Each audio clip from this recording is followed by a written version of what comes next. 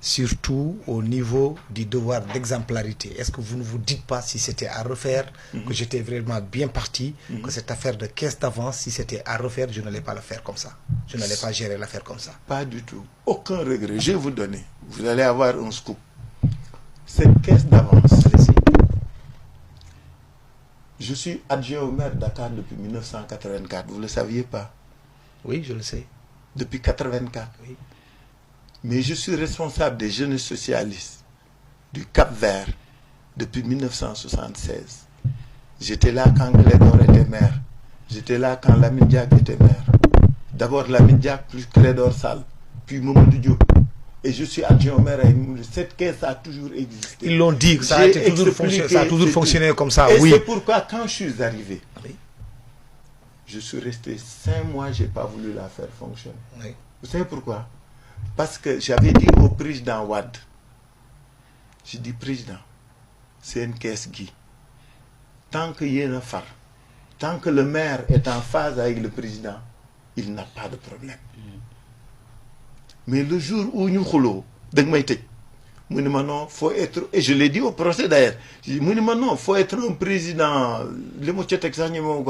pour exploiter ça pour un adversaire politique.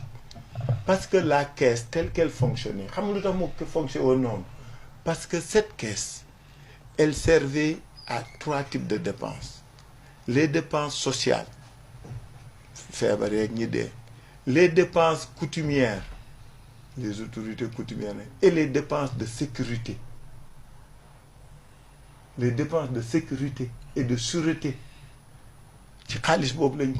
Le président de la République le sollicitait, la sollicitait. Sauf que la défense consistait à dire, à présenter plutôt des justificatifs, c'était des factures. La fausse ligne en kilo dugub bu ne tour la accent. Est-ce que dégg nga li ma la? Oui. Kilo ceeb bu ne kilo dugub bu ne tour la accent.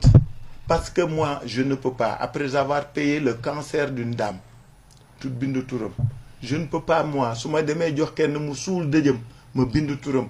Je ne peux pas les dépenses de sécurité que je donnais mensuellement à la police ou à la gendarmerie ou certaines faites à l'armée, je ne peux pas le mettre. Parce que quand ça se fait, tu déflores des choses.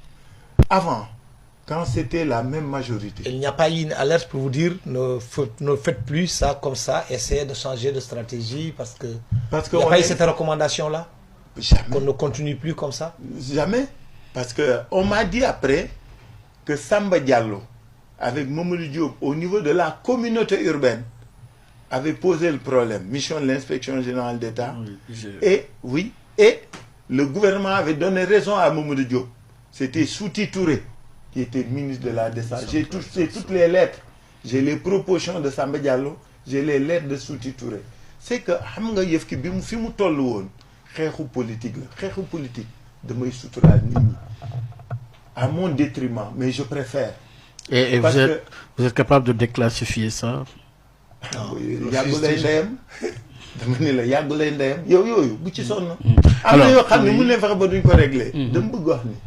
Ça vous tient à cœur? Cette affaire, non, parce que c'est un problème d'honneur. Ma mère, elle est morte. Oui. Et li mu bëgg wax mooy bi ma ko waxee président Wade mu tontu ma lim ma tontu dama taxaw.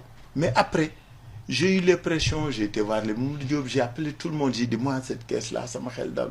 Ça xel dalul donc. Monsieur le président, vous arrêtez donc de continuer. Pas du tout. C'était une sorte. Il pouvait l'utiliser. Vous-même vous l'avez dit à l'ancien président de la République. Oui, mais si nous ne sommes plus du même camp, on peut l'utiliser. Oui, donc, mais dès l'instant que vous saviez ça, vous n'auriez pas dû continuer. Moi, c'est pourquoi j'ai assumé la chose. Pourquoi?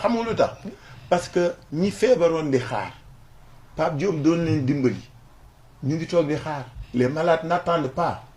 J'ai fait même un contournement. J'ai signé avec beaucoup d'hôpitaux des conventions pour les faire directement. Mais quand tu dois payer des dialyses, quand tu dois payer une vasectomie, hôpital signé, j'ai préféré moi prendre ce risque. C'est pourquoi affaire je l'ai assumé. Quand le président de la République me sollicitait pour certaines dépenses avec son cabinet, il savait que ce que je ne demandais pas de reçu. Le président l'a vu? Bien sûr. L'actuel même? L'actuel. À quelle hauteur? Au revoir. Alors, oui, oui, en tout cas, oui.